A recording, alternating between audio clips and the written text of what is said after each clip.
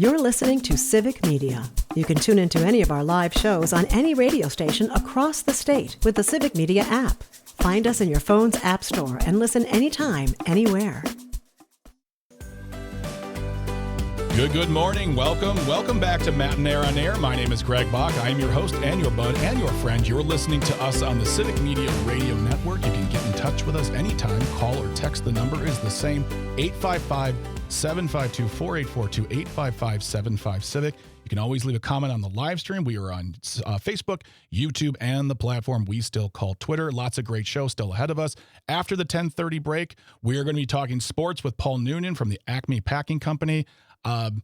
We might get into the Bucks. I'm not sure. I don't know if anyone wants to at this point. It feels kind of like people are really sad about the Bucks. But we'll be talking sports, and we're going to be talking a lot about the Wisconsin women's volleyball team. They are crushing it as usual, and that is something we should always be talking about. And then, of course, this shouldn't be a thing. At the end of the show, we will wrap things up.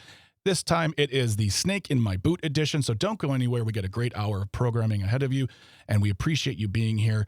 As we said, drop a comment, make a call, let us know what's going on. And I want to hear from people about this actually too, because we're going to switch gears a little bit because we are talking to our next guest, and they are the Secretary of Tourism here in Wisconsin. And there we go. Sorry, live stream problems.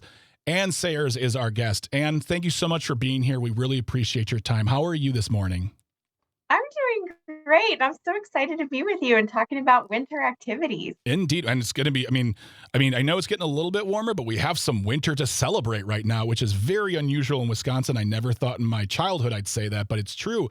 Now, you've been in the post since 2020. Tell me what your job is and the department, and what is your goal in tourism for the state? Yeah, well, tourism is an incredibly important part of Wisconsin's economic overall picture. We're a $25.7 billion industry. So that means visitors come to our state, they spend their time and their money with us, they generate tax base, and then decision makers can determine how to provide goods and services back to the residents of our state. So we're here to help raise that revenue. But the way we do that is by celebrating all the amazing parts of our state, the natural resources, the culinary heritage, the arts and culture, and of course, just putting our hospitality front and center. And we're so good at that. So it's a fun job to get to invite people come to our state and enjoy it. I imagine that's got to be very cool because, when we talk about government and there's always politics, and I'm not getting into politics, I promise you that. But we hear Secretary of State, we hear Secretary of Defense, and those all seem like but Secretary of Tourism's like, I get to come to my job and talk about how great is Wisconsin, and I want you to come here and experience it. And one thing that for me, I work with a lot of people out of state and out of the country, and I feel like I always hear from them, and the tone varies, where they think it's a compliment to their sheer unbridled excitement is, I had no idea Wisconsin ... And that is where they insert their experience. And sometimes it comes off saying like, I had no idea you had this. I'm like, we have running water too. But Wisconsin is just absolutely has an abundance of things to do. And it's not just outdoors. It's not just hunting or fishing or whatever. There are so many things to do. And before we get in this wonderful list, I just want to ask you really quick, because you talk to way more people than I do. What are some of the biggest realizations from folks who come here when they visit Wisconsin, any place in the state? What do you hear from people saying, this is amazing? What are their tales? It's so funny you say that, because I hear it all the time too. I had no idea Wisconsin, this or that. And we always say, well-kept secrets are what we're out to fight against here in tourism. We want to make sure people know that we do have all these things. But I hear it all from you. We have the third most ski hills in the country. What? People might, right? People know that we have cheese, sure, but they don't know that we have the only master cheese program in the country, and that we have more award-winning than any other state or country when it comes to our cheese, the quality. The arts and culture, the depth of that, the sheer natural resources. We're more than 50% forested. We have 2 Great Lakes. We have more than 15,000 inland lakes. There's 11 national trails in the country. We have 2 of them in Wisconsin. All of these things, people are just like, why am I not spending more time there? And we agree, they really should. I want to back up right there really quick, Ann, and just, you said we have over 15,000 inland lakes? That's correct. That means we have more than 10,000 lakes? That's correct. Take that, Minnesota. Okay, sorry. That's just, I don't know why I've developed this combative nature with Minnesota, but I have. I'm bored with Illinois. I've moved on to Minnesota. But yeah, I mean, I think that there is always there's a and this is prevalent throughout the Midwest. There's a misconception about all of our states, who we are as people, how we're portrayed in the media, in movies and television. I personally don't know anyone who talks like this, Derry. I mean, they might be up north, but nobody in Kenosha speaks like that. But I think that is, while your job is going to be incredibly fun, there is a task, and that is educating the people that Wisconsin is not just milk, cheese, sausage, and the Packers. It is, but it's so much more than that. Exactly. And we're up against some perceptions. We're really proud of our cold weather when we have it, but we're not cold all of the time. So we Yes. have to talk about how stunning. I mean, if you know, a Yeah. Wisconsin summer, nothing like it in the whole world. But we need to make sure people know about that. But also that winter is fun and we are good at winter. Yeah. We want to make sure people understand all of that. Same with the sports, like you're saying, it's a big part of who we are. We're an enthusiastic people. But the legacy that is attached to a brand or an enterprise like the Packers Mhm. is so special. No matter who you're rooting for on game day, you're still going to want to experience Lambeau at some point. And we Oh. want to make sure people know they're invited to do that. And you're going to have a great experience. We're very, very nice. We are oh my gosh, we are incredibly nice, and very, very nice people. And I say this all the time too. I understand football tickets are expensive. I'm not saying to blow your paycheck on one, but if you have the opportunity to go, whether you are a Packers fan or not, or even a football fan or not, going to a game at Lambeau is an experience. It's not just going to see football. It is viewing people in a state of pure joy and excitement, as you said, rooted in a history that goes back over 100 years. And someone will put a bowl of chili in your hand. You don't know who it is, and trust me, you can eat it. It's fine. But that's how it is. Like a trip to Lambeau. I think that a trip to Lambeau, a trip to Fenway Park is the same way. It's a community, and it just soaks up the atmosphere, and you are just welcomed, whether you like football or not. And even non-Packer fans say Lambeau is one of the greatest places ever. So, I mean, I think that you're absolutely right. But you said it yourself, winter is amazing, Wisconsin. Let's talk about winter activities here in Wisconsin, what people can do, whether you're from here or you're visiting. And let's start with a cherry pie Christmas. Yes, so we are so proud of this. Anyone, no matter where you are in the country or the world right now, you can be checking in on this new cozy little Christmas movie we had made in Door County. It's called A Cherry Pie Christmas. It follows the story of a professional pastry chef as she's attempting to save her family's orchard and rekindle her love along the way. So, in the spirit of so many of these holiday movies, we now have one set right in Door County. But what's so fun about it is that you can see all of these iconic landmarks that you know and love from Door County. And if you haven't yet experienced them, what a great introduction. But it has a really authentic feel. Sometimes in these movies, you're like, that's fake snow. Not the case here. We have real snow and real places featured. So the coffee shop, the orchard itself, the bookstore where they meet, all of those are real places in Wisconsin. It's so cute because Destination Door County actually created a trail. Mm-hmm. So now you can go and visit all of these places. You can get your passport stamped along the way, earn prizes if you make it through all of them at the end. I was just doing it this weekend. I have to tell you, there are so many people participating. Over 2,600 people have downloaded this passport. It's just so fun to go where the stars were. You get to, there's a special cheese at Renard's Cheese that was featured prominently in the film. You can buy that same cheese. You can buy your cherry pie ornament to remember this special year. So anyway, what a fun way to get out and experience Door County, which is always so lovely. Oh, yes. Course. Yes, that is a place when people say Door County, I always hear people going, oh, where did you go? Because it's so ubiquitous here and out of the state. My sister and her husband come up here every year and go to Door County. They have their little, their hotel, a small hotel. They have their places they go and then they explore. And yeah, I mean, you bring up an interesting point, Ann, as far as movies that are, quote, taking place in Wisconsin, and you say, oh, that's a really good drone shot of that place, and then nothing looks like it whatsoever. and no one's talking like us, and no one's saying anything about Wisconsin. It's just, this movie takes place in Milwaukee. I'm like, oh, you have a shot of downtown. Okay, the rest is in Vancouver, but fine.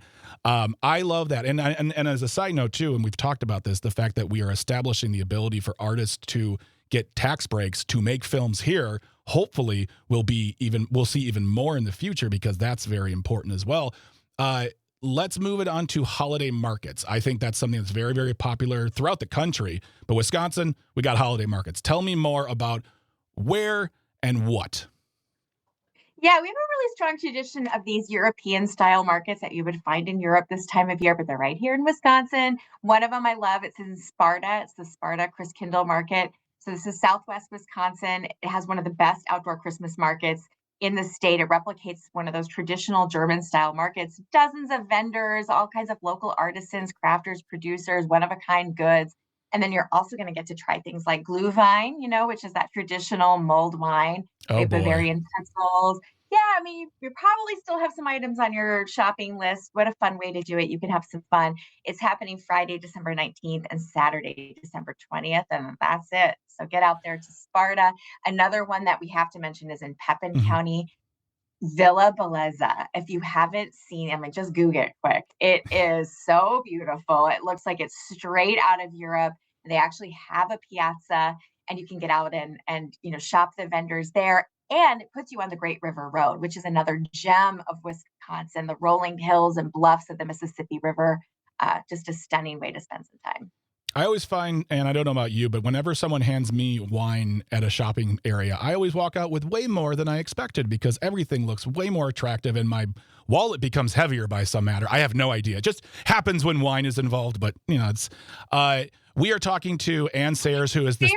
Oh, thank you. Thank you. Someone understands my pain, and my bank is upset with me, but that's not the point. The point is we're talking to Ann Sayers, who is the Secretary of Tourism here in Wisconsin. She's been our Secretary of Tourism since 2020, and we're going to keep talking about things that people can do. But I want to impress upon those listening and watching, what are you going to be doing this holiday season? Will there be places you're traveling to? Are there places that we should know about? You want to share. I know sometimes there's secrets. Like, this is where my family goes. We want to tell you. And I don't want to show up at your family's doorstep, but there's always great to know about wonderful things here in Wisconsin. Feel free to call it in, to text it in, leave a comment on the live stream. What is your holiday tradition? Are you traveling up north? Are you doing something that's really fun? And what I want to come back with when we come back from the break is talk about things to do for folks who maybe not a fan of the snow and or cold, because even though it's snowy and cold here in Wisconsin right now, there are still things to do. But we're going to keep that conversation going with our guest, Ann Sayers from the Wisconsin Department of Tourism. She is our secretary. You bow and say, Madam Secretary. But get online, get on board. She doesn't like when I say it. She's very, very humble, like a Wisconsinite. But we're going to keep the conversation going on the other side of the break. Get a snack, get some water. You are amazing. Come on back. We are on Matt and Air on Air here on the Civic Media Radio Network. Stay tuned. Stay close.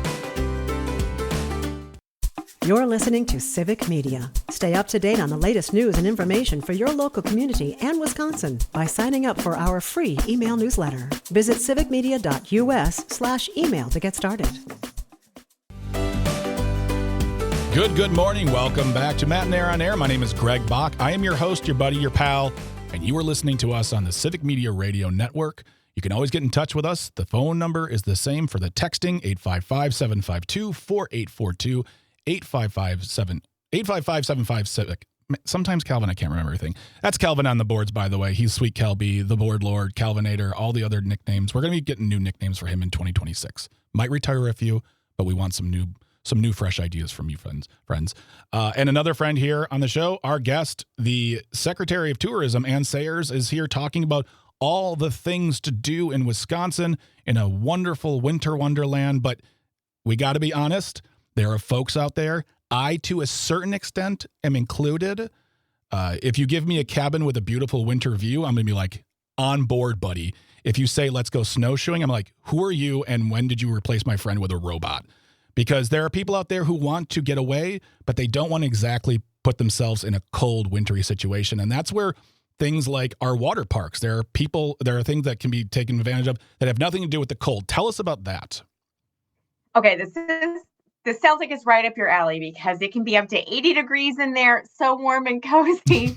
and you can experience some water parks. The Dells are actually where the indoor water park was pioneered. Of course, now the Dells are known as the water park capital of the world. Mm-hmm. So you have lots of options if you're headed in that direction. You got the Kalahari, you got the Wilderness, you got Mount Olympus. Another one to check out, this is outdoors, but I think it's going to be worth it for you, Greg. It's the Aquavia Lumina. That sounds too fancy for me, ma'am. Too fancy.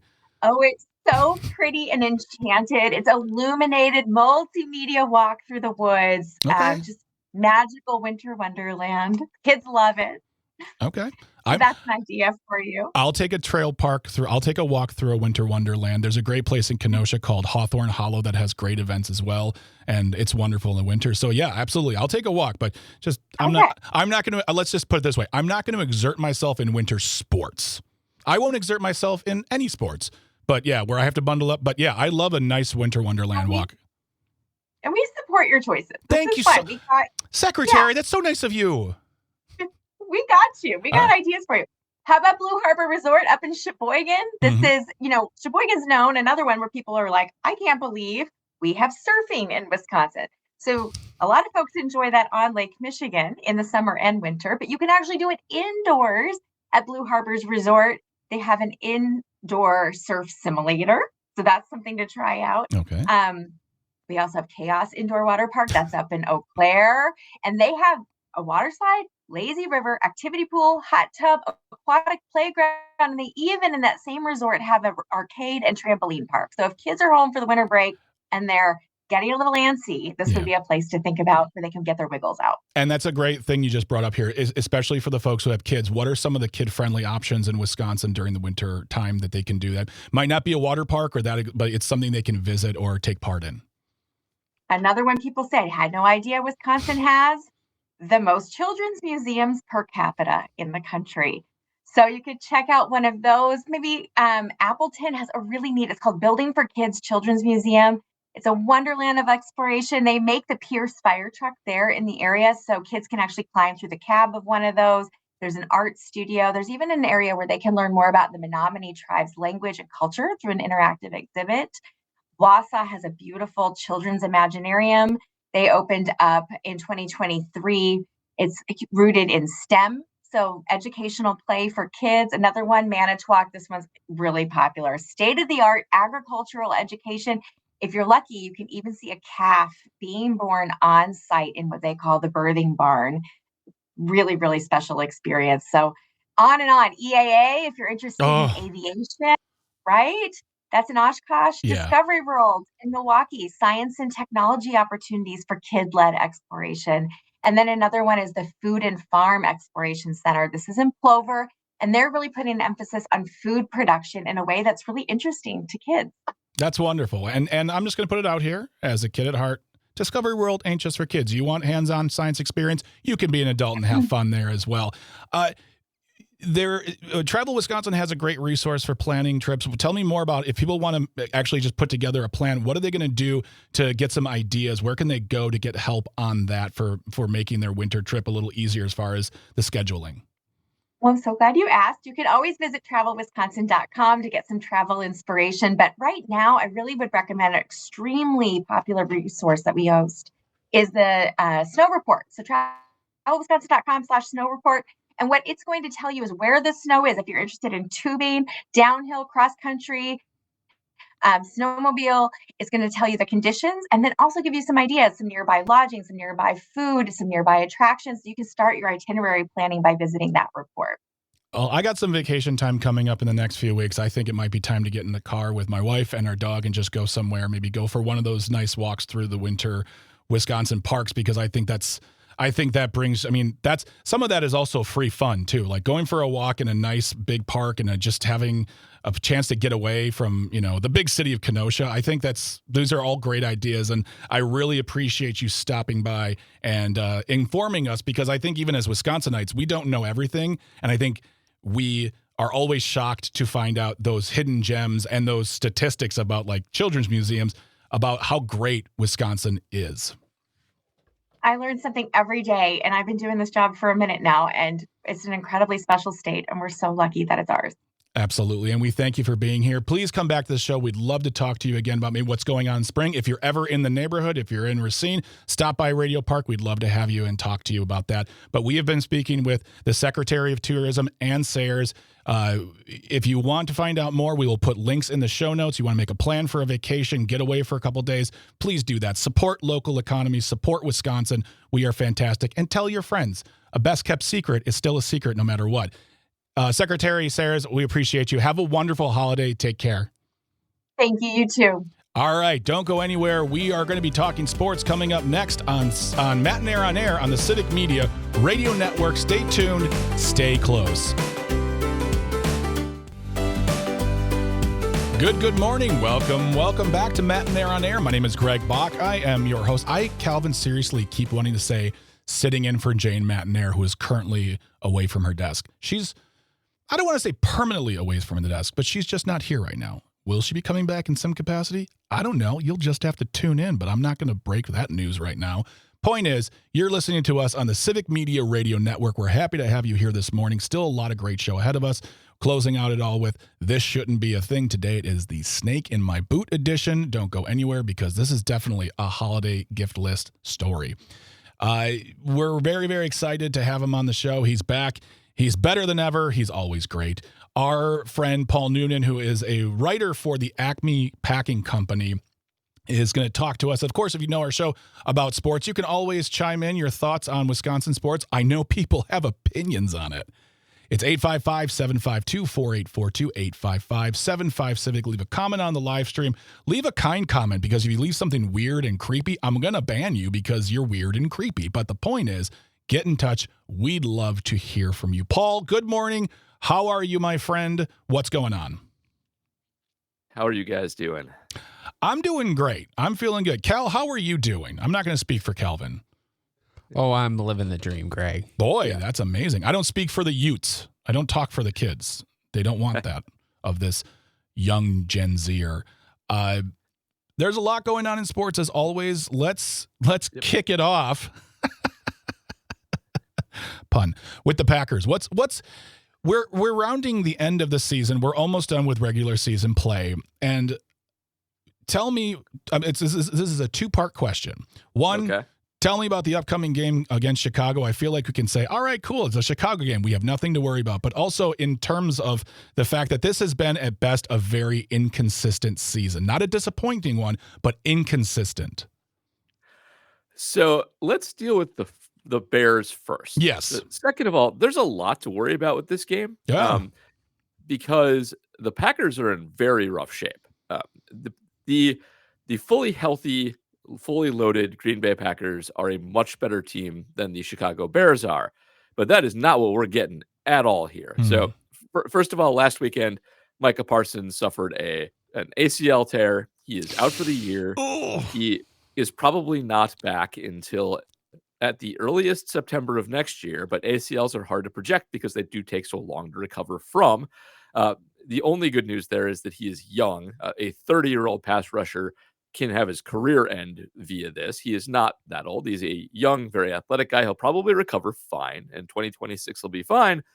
But they're without their best defensive player by a lot for the rest of the year. And without Micah Parsons, they frankly don't have a very good pass rush. They have to go back to last year's blueprint of lots and lots of blitzing, which it can be effective, but it's risky because it exposes your secondary to a lot of big plays, and the Packers secondary is already not good at preventing big plays. So they're going to have to probably win shootouts the rest of the year. And the Bears, while flawed, are better than they have been recently, and not stupid. Their head coach, Ben Johnson, is a very good head coach.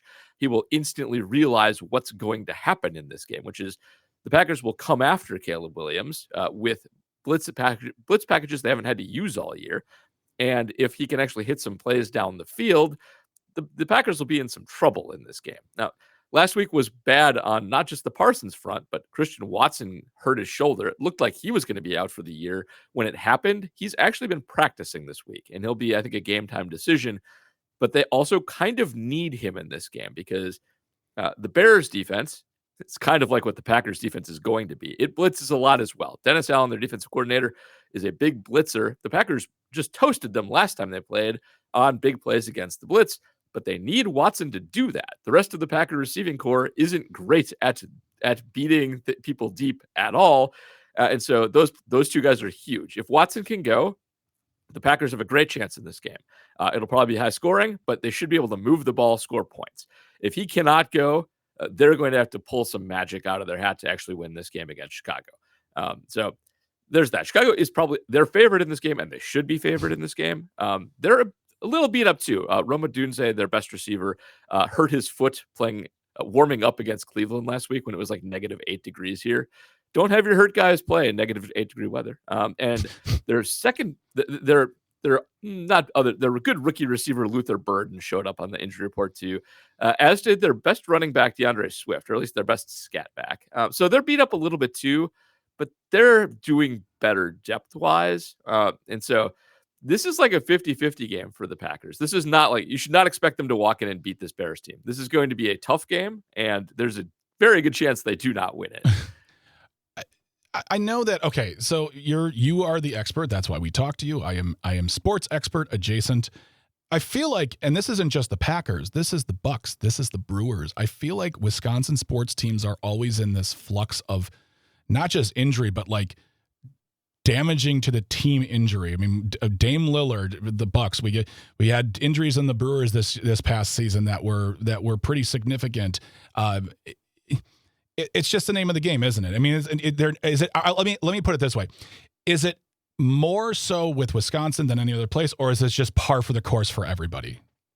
It really is just par for the course for everybody, especially in football. It's just a tough sport. You know, one thing we do at the end of every year is we actually have some advanced injury analytics that look at not just how many people were hurt, but how good and important the people that were hurt were on a year-to-year basis. Mm-hmm. And for the most part, it's pretty randomly distributed. There's a couple trends. Older guys get hurt more than younger guys, things like that. But two things that are very important, like the eventual champions of the NFL, luck on injuries is a huge factor, and nobody's in control of that to a large extent. We assign narratives to toughness and next guy up and things like that, but sometimes injuries just get you, and they might get the Packers this year. They're already down Tucker Kraft, who tore his ACL earlier this year. Mm-hmm. Kraft and Parsons are debatably their two most important non-love players, and it's hard to withstand that. Watson's been in and out. Jaden Reed's missed most of the season. Zach Tom went down last week, and he may not play this game either, which severely hurts their offensive line. And it just does happen. The Bucks, I think, are a little bit different because Damian Lillard was kind of an old guy. Old guys get hurt more. I get that, yeah. Paul. I get hurt all the time. Sometimes I'm just in bed and stretching. I'm like, my back. I get that. I'm like Dame Lillard, I'm saying. Same here. But the second thing is, the Packers actually have been pretty consistent this year, not inconsistent. They're almost exactly what we would expect them to be. They have we have some metrics that show like how good you should be or how bad you should be. It just doesn't. We played Denver last week. Denver got really lucky in that game by virtue of the Packers getting hurt during it. The Packers were in control of that game. They were up by 9 points, and then just injury after injury after injury. Denver comes back and win. Denver's like 4 wins better than they should be. And if you go and look at the games they've played, they've gotten insanely lucky in a bunch of games. The team is missing field goals against them, something you don't control. Just, randomly guys miss field goals. Weird penalties. They had a couple of just crazy wins against the Chiefs. That is a team that I would expect to come back to earth a little bit as the playoffs roll around. That's not the Packers. The Packers, they are like even with that stupid tie in there. And so they maybe have had a couple of weirdish seeming losses. Like they lost to the Browns earlier this year, and the Bears just beat the Browns. But when the Packers played the Browns, they were completely healthy. They had a great offensive line. Their defense is one of the best defenses in the league, and they had Joe Flacco at quarterback. Bears last week, they were starting their 6th best offensive lineman as their number 1 offensive lineman. They were playing Shedeur Sanders, and their best run stopper was out on defense. And so these things matter a lot. The Bears got really lucky in that game. We did not against the Browns. And so the one thing you can say about the Packers is when they get like the correct matchup, they're probably going to win. It's just they've lost so much talent. It's hard to tell what they actually are underneath. They have to actually adjust And we don't have a lot of information on what the non-Parsons Packers will look like this year. So we'll see against the Bears. This is every game is an intelligence test for the Packers, and there's a recipe to beating Chicago. Caleb Williams can't throw in the pocket or rolling to his left.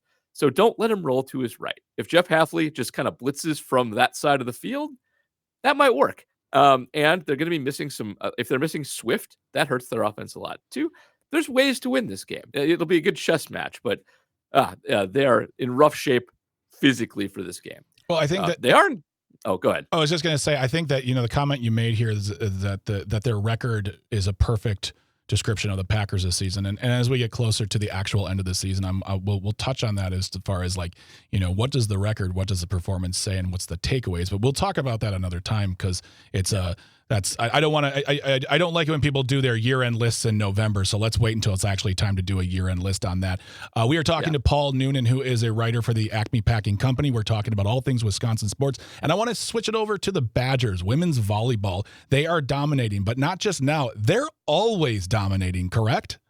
Oh, yeah. They are one of the best programs in the country. They have won several national titles, including fairly recently. They are just super well put together, and this is a fun season. By the way, I've played many sports over my time, but the sport I'm actually best at is volleyball. Whoa, I'm sorry. What? How am I just finding this now after how many years have I been talking to you? Yeah. Well, I'm old now and can't play volleyball anymore, and I'm short, but I used to be able to jump high, and I played for a really long time. I played on the beach. I played indoor a whole bunch. I played before the position of libero existed, which is what I would have been.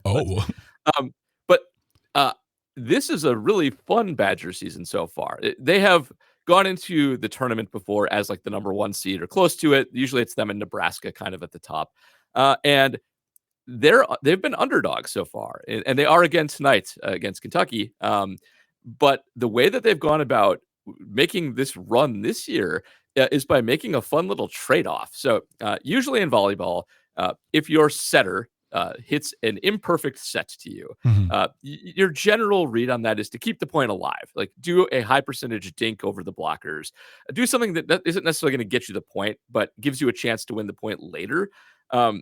They have flipped on that, and their outside hitters are trying to put down everything, even if it's a very imperfect set. They're hitting crazy angles. They're going up against blockers and just pounding it into them, which is not always a great idea, but they're taking chances that other volleyball teams don't take. Mimi Collier is their best outside hitter.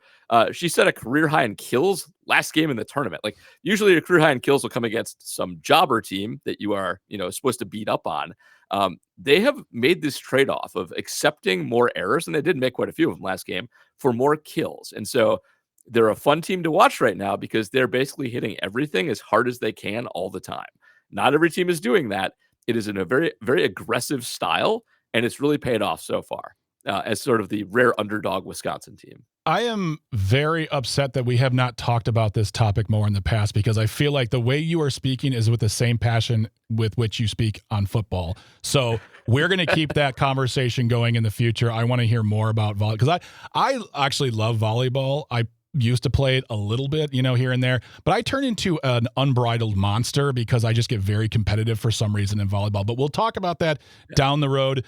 Paul Noonan is a writer for the Acme Packing Company. He comes here every other Thursday to talk about sports. We appreciate your time. Thank you so much, my friend. Thank you. See you guys. When we come back, this shouldn't be a thing. Snake in My Boot edition. You're right here at Matt and Aaron on Air on the Civic Media Radio Network. Stay close. Stay tuned. You're listening to Civic Media. Find the latest news, information, and archives of all your favorite shows on the Civic Media website, civicmedia.us. Good morning. Welcome back to Matt and Aaron on Air. My name is Greg Bach. Not sitting in. I keep on wanting to say that. I said it again, Calvin. I am your host here on the Civic Media Radio Network. Habits die hard. But I'm here. You are here, and I'm happy for that. You can always get in touch with us. The number is the same. Whether you're texting 855-752-4842, 855-75-CIVIC. You can leave a comment on the live stream on YouTube, Facebook, and the platform we still call Twitter. We have a great show ahead for you tomorrow. We're going to have Jim Santel on, as well as just discuss all the things going on with the Hannah Dugan case, because there are new developments in the case against a Milwaukee County Circuit judge. And we want you to be a part of that, as well as, I want to check my schedule here because I want to be on top of things, because that's what a good host does. We'll be also talking to the regional director of World Relief, Gail Cornelius, as well. So you want to be here for that show. It's going to be great, and we want to have you as part of the conversation. So remember, you can always get in touch with us. You can always let us know your thoughts and let you know ideas. We want to hear from you. We appreciate you. It's been almost a week of shows with just me and Calvin, and so far I think we're having a really good time and doing some good stuff here. And I just value and I'm grateful for your time, because who has a lot of that nowadays? But let's keep it going for the segment you've all been waiting for. Calvin, it is officially 10:54, which means it's time for another installment of This Shouldn't Be a Thing.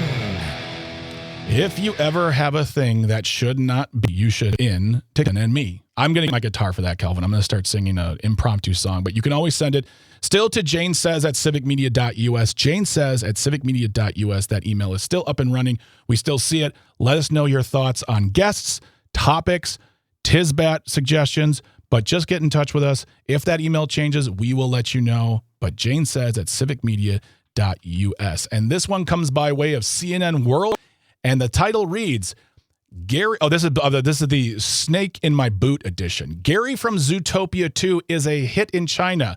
Now young people are buying pit vipers. In Beijing, we meet a young person named Kui Weihao. Recently welcomed a new member of the family, a beautiful blue snake.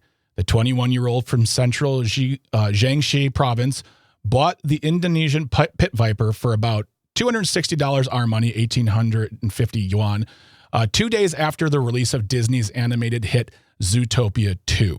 Calvin, did you ever see the first Zootopia? Are you a fan of that movie? I don't know if that came out if you were too old, or maybe I have no idea. I only know the movie. I never saw it. I'd never seen it either. I was definitely too old. I think it came out. The first one was like apparently 2016, but I could have sworn it while I was in college. Okay.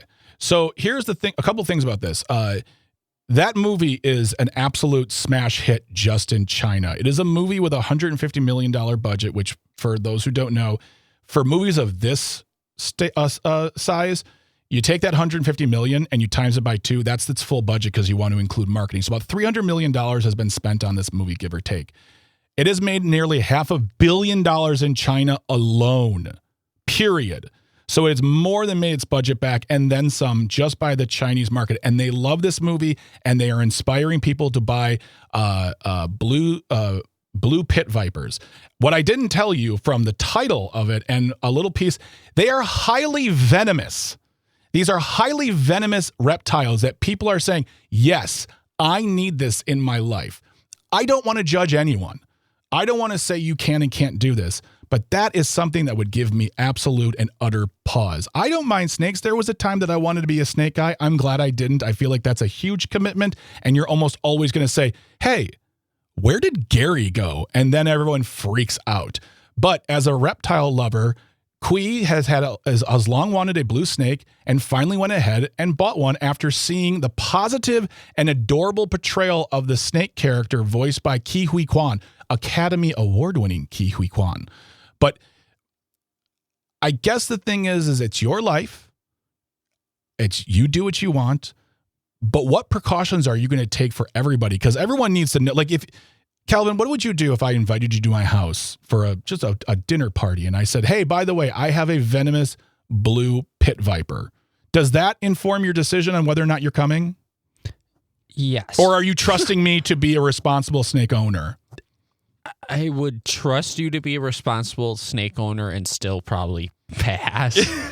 I mean, there's two, even if it wasn't venomous, there's two pets that kind of freak me out a little bit. And those are, one is snakes of any type, and two are ferrets.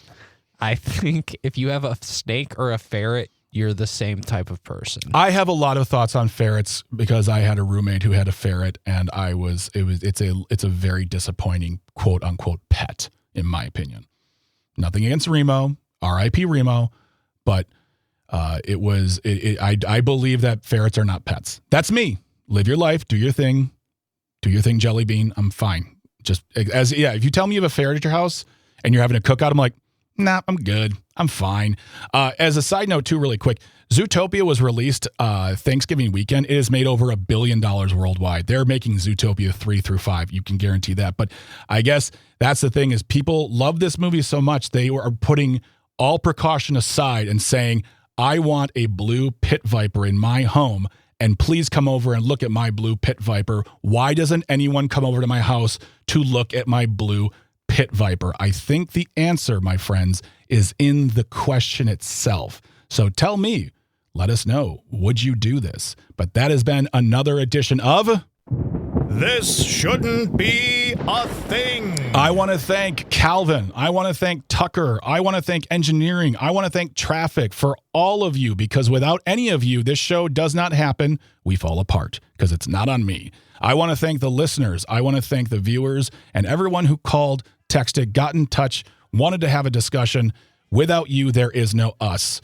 We are going to be back tomorrow, same time, 9 a.m. to 11. We're going to have a great conversation for you, but don't go anywhere, because after the top of the hour news, we got some Tom Hartman going on, then John and Gordy, then Pete Schwaba with Nightlife. Might send him this snake article. He might even talk about it. Who knows? But stick around. You're listening to the Civic Media Radio Network. Stay tuned. Stay close. You are awesome. Let no one tell you differently. Have a great day.